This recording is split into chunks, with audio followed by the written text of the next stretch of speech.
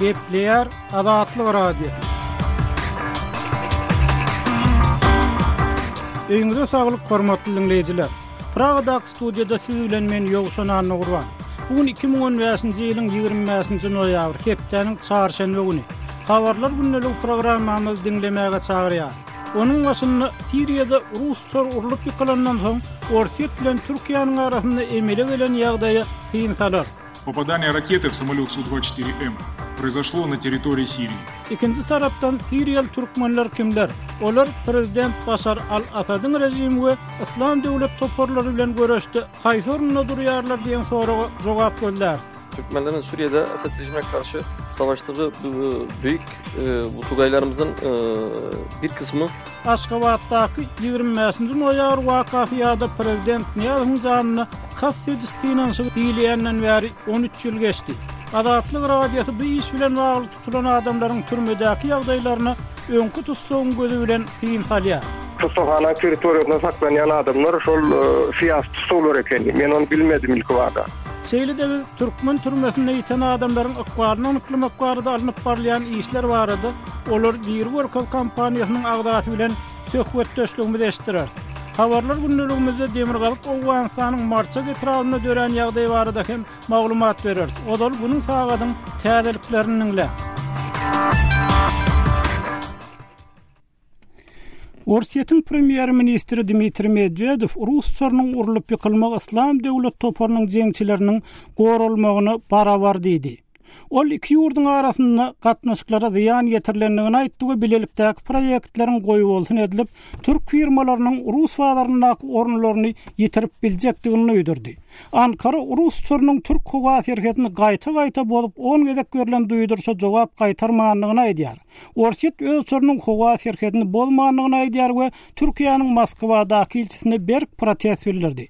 Ortiýetiň daşary işler ministri Sergey Lavrov 25-nji noýabrda Türkiýe planlaşdyrylan saparyny goýup bolsun etdi. Qırgız suudy täsirli dinlaryň türme möhletini 5 ýyldan 10 ýyla çenli uzatmak barada höküm çykardy. O şäherniň prokuraturasy 24-nji noýabrda regional garalawçynyň şikaýatynyň soň Imam Raşod Kor Kamalowyň 5 ýyllyk türme möhletini gaýtadan seredilendigini aýtdy. O region suudy 7-nji oktýabrda Kamalowy din agdalygy öýjükdirmekde we ekstremist materiallar ýaýratmakda günäl tapyp 5 ýyl türme tutsaklygyna höküm edipdi. Region prokurory bu hökümüň gowşak bolanyny aýdyp şikaýet etdi. 37 ýaşynda Kamalow etnik özbek bolup, Karasuw etrafyndaky As-Sarakhy mescidiniň imamydy. Ol özüniň beýgünädigini aýdýar. Ortiýetiň ýokary suudy Ukrainanyň film rejissöri Oleg Sentsov'un hökmünün güýjüne galdyrylýanyny aýtdy. Ol awgust aýynda terrorçylyk aýplamalary esasynda 20 ýyl türme tutsaklygyna höküm edildi. Halkara hukuk toparlary bu hökümüň siýasy sebäpligini aýdýarlar. Tass habar gullugynyň maglumatyna görä suud 24-nji noýabrda Sentsowyň aklawçysynyň we iş şäherige 10 ýyl türme tutsaklygyna höküm edilen aktivist Aleksandr Kolchenkanyň şikaýatlaryny ret etdi. Krym masalysy Sentsow Ortiýetiň 2014-nji ýylyň martynda Ukraina ýarymadasyny anneks etmegine garşy boldy. Ol şol ýylyň maýynda Krymdaky Ortiýetçi guramalara garşy terror hüjümlerini planlaşdyrmakda guman edilip tutsak edildi. 39 ýaşyndaky Sentsow özüne bildirilen aýplamalary ret edýär. Gepleyer Azatlyk Radiosu hormatly dinleýijiler, habarlar dinleýärsiniz. Täjikistanyň parlamenti ýurtda terrora garşy operasiýa geçirilen wagtynda interneti we telefon sistemasyny fetiklemegi kanunlaşdyrdy. Täjik kanunçylary 25-nji noýabrda terrora garşy görüş kanunçylygyny düzedişler kabul etdiler. Soňky ýyllarda Täjikistanda sosial ulgamlar azatlygyň täjik rus dillerindäki saýtlar ençimegede fetiklendi ýöne bu fetiklemeler resmi taýdan hemişe teknik problemler hökmünde düşündirildi. Ortiýetiň prezidentiniň sözçüsü Dmitri Peskov 25-nji noýabrda ýurdun gorunmak ministrliginiň Siriýadaky Rus harwadasyny kämilleşdirilen S-400 antiçorp sistemasyny ýerleşdirmegi maslahat berendigini aýtdy. Prezident Vladimir Putin bu işe ygtyar berdi diýip ol sözüniň üstüne ýetirdi. Bu habar Türk Siriýa şerhetiniň oýuny Rus harwçylaryny urup ýykandan soňra çykdy. Belgiýanyň paýtagty Brüsselde 4 güne çeken ätiýaçlyk ýapylşyndan soň mektepler metro sistemasy gaýtadan açyldy. Şäherde howpsuzlyk güýçgärligi 25-nji noýabrda hem ýokary bolmagyny, ýagny 4-nji derejesinde galdyryldy. Mektepler goramak üçin 300 çemet goşmaça polisiýa ofiseri ýerleşdirildi. Metro sistemasynda bolsa 200 çemet esker garagulçylyk çekýär. Şäheriň metro stansiýalarynyň ýartyna goly ýapyklygyna galýar. Muzeýler we beýleki jemgyýetçilik binalar hem gaýtadan açyldy. 21-nji noýabrda başlanan howpsuzlyk operasiýalary esasynda 20 çemet adam tutuldy, emma olaryň 5-sinden özgesi boşadyrly. BMK'nın meteorologiya guramasy 2015-nji ýylyň hasabarynyň iň ysy ýyl bolanlygyny aýtdy. Bu beýanat 25-nji noýabrda edildi we şu ýylyň adatdan naçar ysy bolup 2014-nji ýyl bolan rekord derejedäki yssydan hem geçirenini gaýdyldy. Hormatly dinleýijiler, siz gün efirde habarlar dinlediňiz. Bu gepleşiklerimiz dowam etdirýär. Adatlyň tolkunlaryndan aýrylmaň.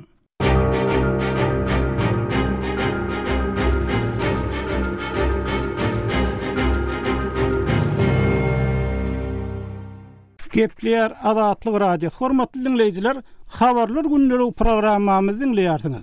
Orsiýetiň daşary işler ministri Sergey Lavrov Siriýa serkediniň boýuna Russiýanyň urulyp ýykylmagy öňünden planlaşdyrylan provokasiýa çalym edýär diýdi. Şeýle Ankaranyň NATO ýaranlarynyň Türkiýanyň harby howa güýçleriniň 24-nji noýabrda edenişini bastyrýar etmäge finansiýanlyklaryny öňe sürdi. Temany kärdeşim Tehra dowam etdirýär. Orsiýetiň prezidentiniň sözçüsü Dmitri Peskov 25-nji noýabrda ýurdun gorunmak ministrliginiň Siriýadaky Rus harby bazasynda kämilleşdirilen S-400 anti-uçar sistemasyny ýerleşdirmäge maslahat berendigini aýtdy. Prezident Vladimir Putin bu işe ygtyýar berdi diýip ol sözüniň üstüni ýetirdi. Bu habar Türkiýe Türk-Siriýa serhediniň boýunda Rus harby uçaryny urup ýykandan soň çykdy. Orsiýetiň gorunmak ministrligi 24-nji noýabrda S-300 anti-uçar sistemasyny deňiz görnüşiniň orta ýer deňdindäki Siriýa kenarlaryna eltiljegini aýtdy. Biz özümizde hop döretmegi mümkin nişanlaryň ählisiniň weýran ediljegini duýdurýar diýip Orsiýetiň baş ştabynyň resmisi Sergey Rubskoy aýtdy. Orsiýetiň premier ministri Dmitri Medvedew Türkiýany Islam döwleti toporunyň jeňçilerini goramakda aýplady. Ol käbir türk resmiýetleriniň Islam döwletiniň kontrolly edýän territoriýasynda öndürilen nevit önümleriniň söwdasyndan göni maliýe behwitleri bar diýdi. Medvedew bu sözleri 25-nji noýabrda Yekaterinburgda Türkiýanyň harby howa güýçleri Rus harby uçaryny Türk-Siriýa serhediniň boýunda urup ýykandan bir gün soň aýtdy. Bu hadisede bir Rus pilotu öldürildi. Ikinji pilotuň tapylyp Siriýadaky Rus harby bazasyna iýerilendigini aýdylýar. Orsiýetiň premier ministri Dmitri Medvedew Rus uçarynyň urulyp ýykylmagy Islam döwleti toporunyň jeňçileriniň goralmagyna barabar diýdi. Ol iki ýurdun arasyndaky gatnaşyklara ziýan ýetirilendigini aýtdy we bilelikdäki proýektleriň goýulsun edilip türk firmalarynyň Rus bazarynaky orunlaryny ýitirip biljegini duýdurdy. Bu aralykda Orsiýetiň prezidenti Vladimir Putin hem çykyş edip ol dünkü bolan wakadan soň, ýagny 24-nji noýabrda türk güýçleri Orsiýetiň söwüş uçaryny urup ýykandan soň biz başga bir wakanyň bolup bolmadygyny gözden sypdyryp bilmeris. Eger şeýle waka bolaýsa, onu biz muňa gaýtawul bermeli bolarys. Şeýle bolanda biziň Türkiýedäki raýatlarymyz töwekkelçilik bilen ýüzüýid bolar diýdi. После того, что случилось вчера, мы не можем исключить каких-то других инцидентов. Orsiýetiň daşary işler ministri Sergey Lavrov bolsa, biz Türkiýe bilen urşa başlajak bolmaýarys. Biziň türk halky bilen gatnaşyklarymyz üýtgemede. Biziň Türkiýanyň häzirki häkimetiniň hereketleri bilen baglanyşykly meselelerimiz bar diýdi. Ankara Rus uçarynyň Türk howa serhedini gaýta-gaýta bozup 10 gezek berilen duýdurşa jogap gaýtarmandygyny aýdýar. Orsiýet öz uçarynyň howa serhedini bozmandygyny aýdyp, Türkiýanyň Moskwadaky ilçisine berk protest bildirdi. Orsiýetiň daşary işler ministri Sergey Lavrov 25-nji noýabrda Türkiýe planlaşdyrylan saparyny goýulsun etdi. Hormatly dinleýijiler, kärdeşim Sehranyň dinlediňiz. Siriýada Rus harby uçarynyň urulyp ýykylmagy bilen baglanykda Siriýada ýaşaýan etnik türkmenleriň hem ady habarlarda peýda boldy. Hem Siriýal türkmenleriň ýurtdaky uruş howanyň içinde eýelýän pozisiýasy nähili. Kärdeşim Muhammed Tahir bu arada Doktor Muhtar Fatih Türkmen ogly bilen söhbetdeş boldy. Ol Siriýal türkmenleriň insanperwer watan birligi guramasyna ýolbaşçylyk edýär. Hormatly dinleýijiler, bu söhbetdeşligiň mazmunyny kärdeşim Sehradan dinläliň. Siriýadan dün geldim diýdiňiz, ol ýerde soňky ýagdaýlar nähili? Çatışmalar zaten çok hızıyla devam ediyor. Rusların o iki Ol yerde Siriýada güýçli çatnaşyklar dowam edýär. Orsusor urulup yıkılandan soň Orsiýetin bu sebitde howa hüjümleri gaty güýçlendi. Şeýle-de Orsiýet deňizden raket atyp biziň ýagny türkmenleriň ýaşaýan sebitini hem bombalaýar. Bayramjak Türkmen bölgesinde bombalıyorlar. Siriýada iň köp ziýan çeken ýerler nireler? Zaten Rus uçakları Suriye'ye 1,5 aydan beri bombalıyor. Orsiýet eýýäm 1,5 aýdan bäri Siriýada howa darwalaryny urýar. Orsiýet bu hüjümleri başlaly bäri İslam Döwleti atly toparyň jeňçileriniň ýerleşýän ýerleriniň bombalanýanyna edýär. Emma Orsiýetiň şu wagtda çenli howa darwalaryny amala asyran ýerlerini İslam Döwleti toparynyň jeňçileri ýok. Bu ýerde Siriýanyň erkin azat armiýasynyň toparlary bar. Şol toparlaryň arasynda türkmenler hem bar. Ol türkmenleriň käbirlerdiňe Asadyň rejimine garşy däl. PYD, ýagny Siriýada Kürtleriň Demokratik Birlik Partiýasyna garşy görüşýär. Kurdistanyň gadagan edilen İşçi Partiýasy PKK-nyň dowamy diýilip hasaplanýan PYD eýýäm Irakka, Akçakala ýaly sebitleri öz kontrolüne geçirdik. Bizim türkmen toparlarymyz hem Halap, Aleppo şäherini öz territoriýalaryny goramak üçin görüşýärler. Bu bölgede de zaten kendi topraklarını savunmaktalar. Sizi ýagny türkmen toparlaryny kim orlaýar?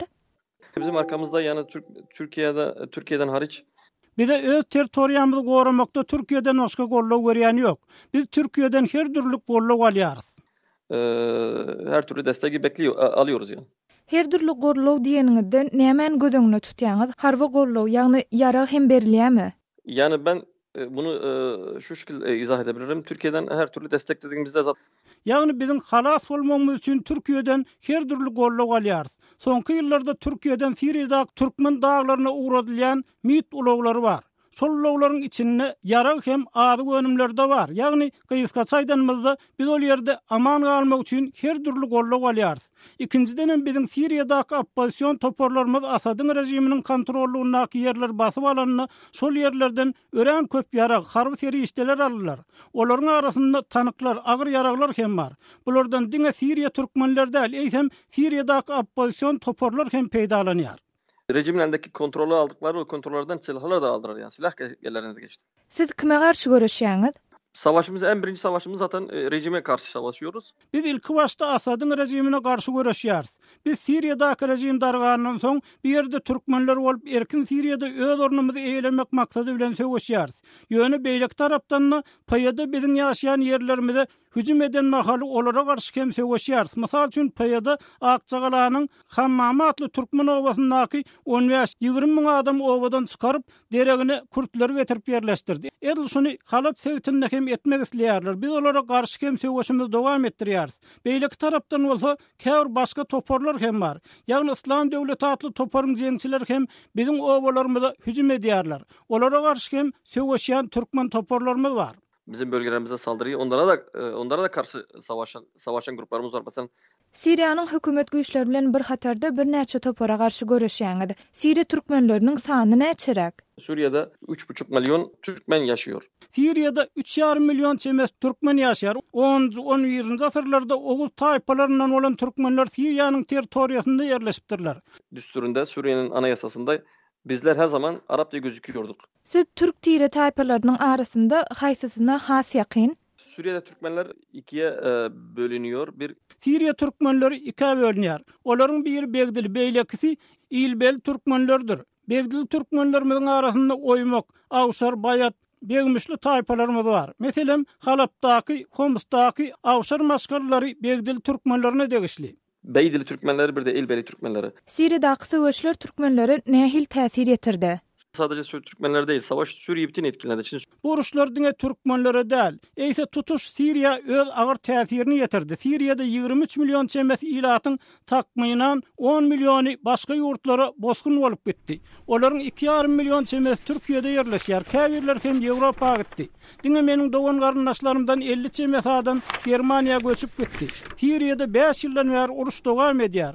5 ýyldan bäri hem biziň çağalarymyz mektebe gitmeýärler. Çocuklarımız okul görmüyorlar. Hormatly dinleyijiler, Siriýaly türkmen Muhtar Fatih Türkmen ogly bilen söhbetdeşligimizi dinlediňiz.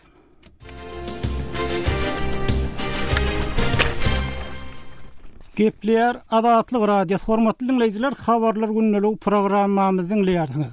Şu gün 25-nji noýabrda Sanjar 25 ýa-da Saparmurat Niýazowyň janyny kas ediş synanşygy diýilýäni 13 ýyl bolýar.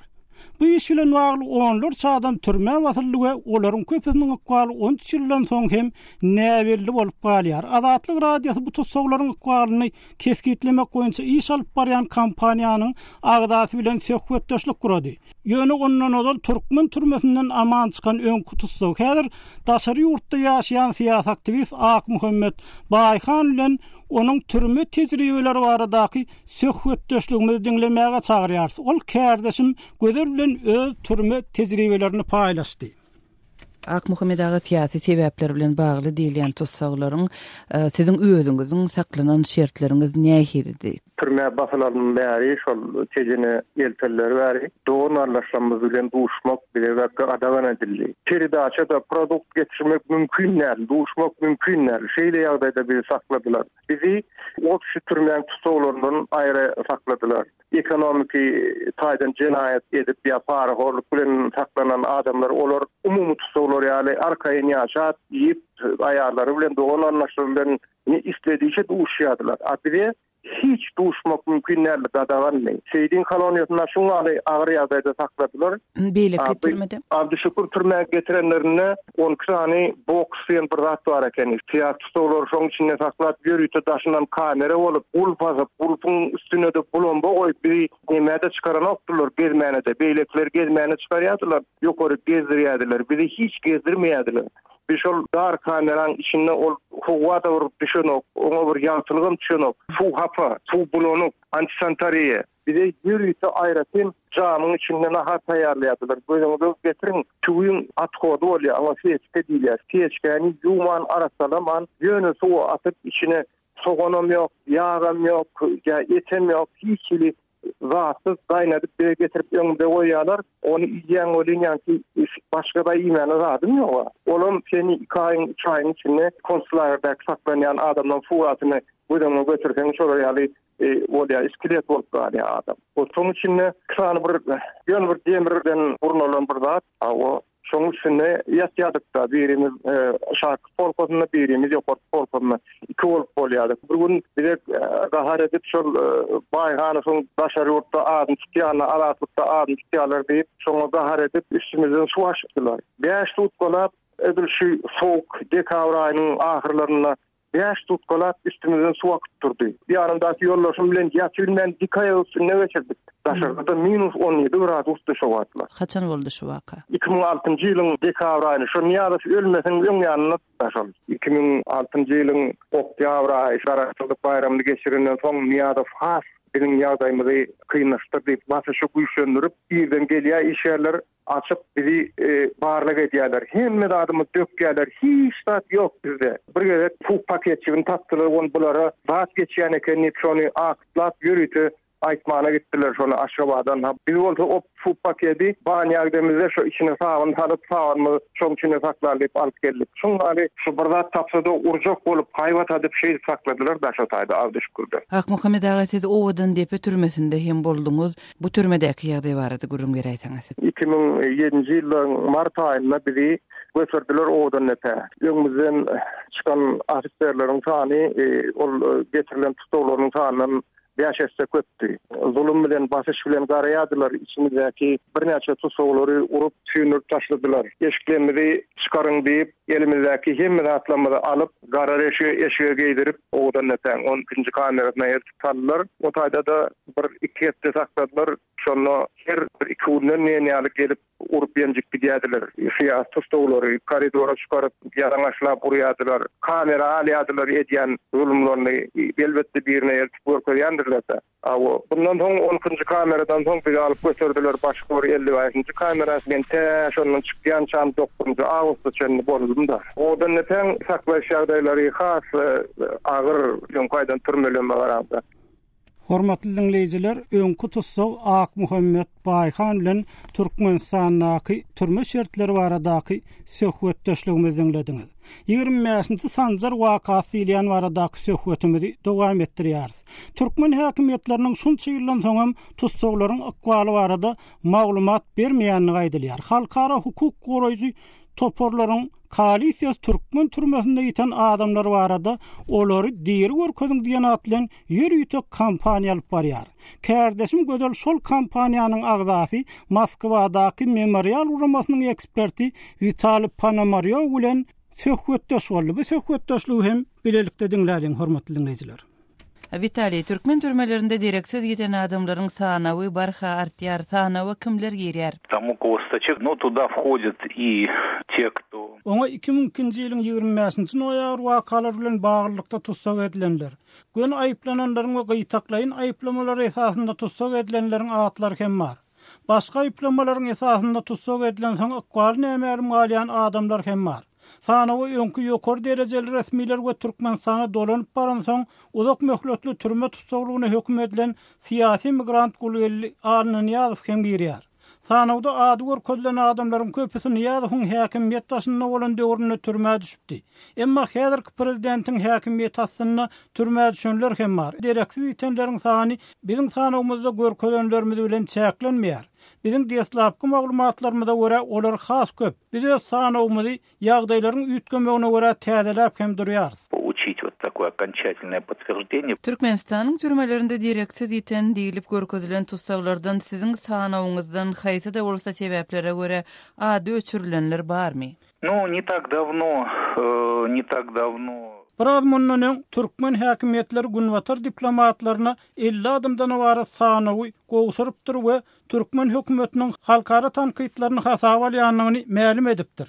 Bu sanawlar biz üçin el ýeterli bolmasa da biz günwatar resmiler bilen gepleşiklerimizde Türkmen häkimetleriniň beren sanawynyň 2 adamyň adynyň biziň sanawymyzda hem bardygyny anykladyk.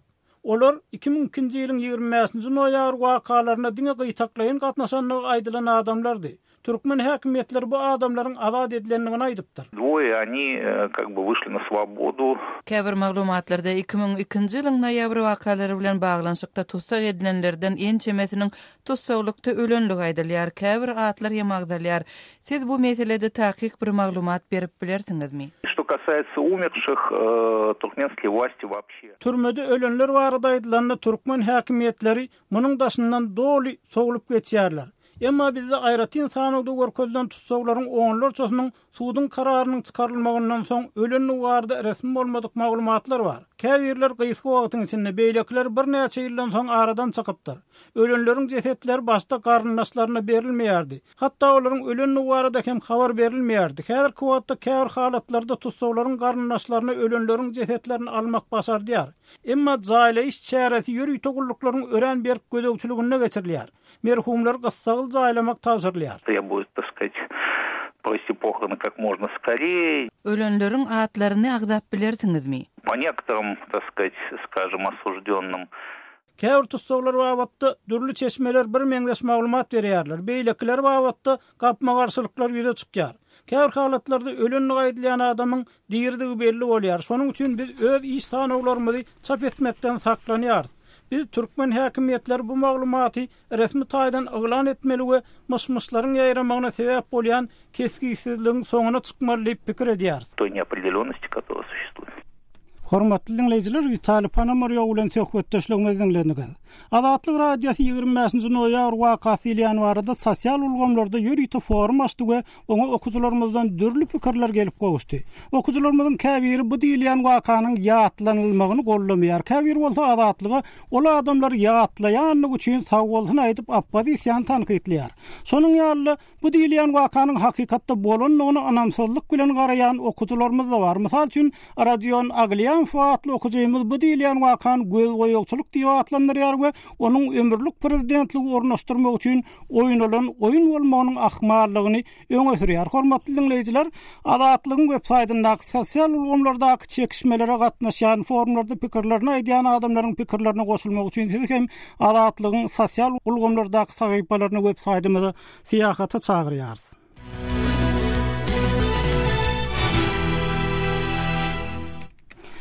Gepleýär Azatlyk radio hormatly dinleýijiler, habarlar gündeligimizde Owganstanyň Marçak şäherine edilen hüjüm barada gurrun bilen dowam etdirýär.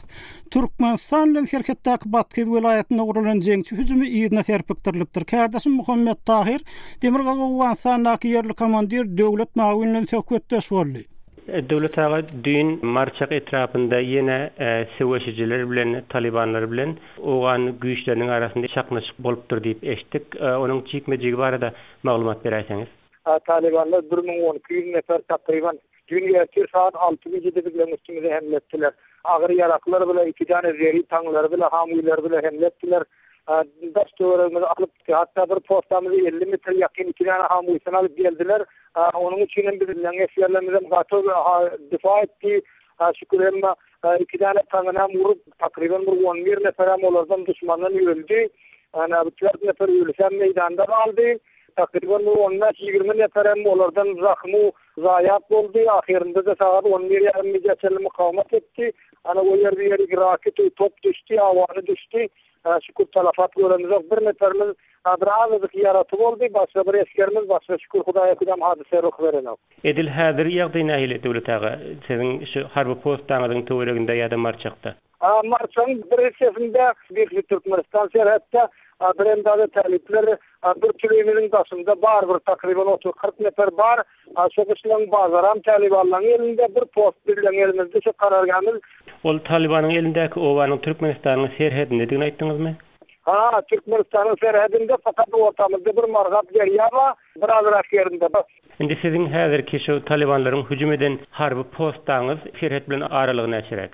Serhet bilen aralygy bir margat derýamyz bar, ortamyzda bir margat derýa bar, 200 metr ýa 150 metr derýa ýylydyr. Başga zat ýok. Onda ýanky atyşyk bolanda serhede bir täsir ýetiren ýagdaý boldymy? Dünkü waka. Ýok, maýda ýaralan oky geçýär. Bir ýarym raketden okan suwun garasyna bar, bu o tarapy suwun garasyna bar düşýär, olara Türkmenistana gapdylar. Bu çetden bizler kuşetdi, Hudaýa her tarapy serhede ýakyn gelmesin diýip bizler o üçin kuşetdi, kyranyzy gorajak boldy. Türkmenistan tarapynda bir öňkü aýlar bilen deňeşdirinde bir täzelik bar, täze eskerleriň gelişi ýa-da bir dik uçarlaryň, helikopterleriň aýlanyp ýörüşýän bir ýagdaýlar göze ildimi soňky düýnüň ýa-da onuň? Yok, men dik uçarlara kapyny özleri serhetlerine gezmek diýorlar. Bizler görüyoruz, kapylar uzakdan görüyoruz boli. Özleriniň bir güýç barasynda biziň bir maglumatymyz ýok onda. Soňky döwürlerde olar bilen bir ara gatnaşyňyz bolýarmy, bir gepleşik zat geçirilýärmi? Talibanlar hakda ýa-da başga hakda Türkmenistanyň eskerleri bilen, serhet güýçleri bilen? Dürüst olur, takriban bundan bir näçe wagtrak bir serhetçiler bir-birimize oturuşup komandan kendimizden gelipdi. Şolary bilen oturuşup bir maslahat edip bir gurun bir-birimize bir saýadarlyk üçin şu gurunlarymyzy ýörelerimize oturuşupdyk Muhammed Tahir ağa. Olar näme pikirde? Serhet ýa-da serhetdäki ýagdaýlar, mesele dünkü hüjümler hakda olar näme pikir edýärler? Olaryň pikiri özündedir. Ol bize bolsa aýdana bolar. Bir tarap döwlet oturan onlar bize o nimesine aydana da olur yerlerin bir serhedine yerleri gezmesi. Madamça o vakti de var, şekilde de var ki gezmeler var. Başonların bu kadar malumatım yok mu? Döwlet ağa, siz yerli Talibanlar bolsa olardan baş alyp çykarys diýdiňizde, onda başga yerlerden gelýän Talibanlar bar. Mesela Demirgazy Owganistanyň beýleki welaýatlarynda Faryapda diýeli ýa-da Gunduzda galan Merkez Aziýadan gelenlermi, Çeçenlermi, galan Araplarmy, oňlardan gelenlerim bar diýe siziň Marçakyň töwereginde de barmy şoňa adamlar?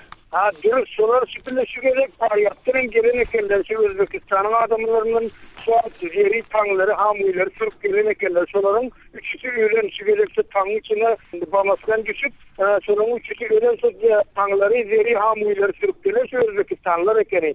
Başka yerinde de şu köpçenci getiriyor Özbeki biliyor diyor, o wani dilen kan bilen ok diyor. Polya döwlet ağa beren maglumatlaryňyz üçin köp sag bolun, habarlaşyp durýar ýene. Sag bolun, teşekkür, sag bolun. Salam aleykum. Hormatly dinleýijiler, döwlet mawinlen söhbetdeşligimizi dinlediňiz. Şonuň bilen habarlar günneligimizi geçirip oturýarys. Gepleşikler Pragadaky studiýadan Ýogşan Nurwan alyp bardy. Torkunlarymyzdan aýrylman gepleşiklerimizi habarlar we ýazgydaky gepleşiklerimiz bilen dowam etdirýäris.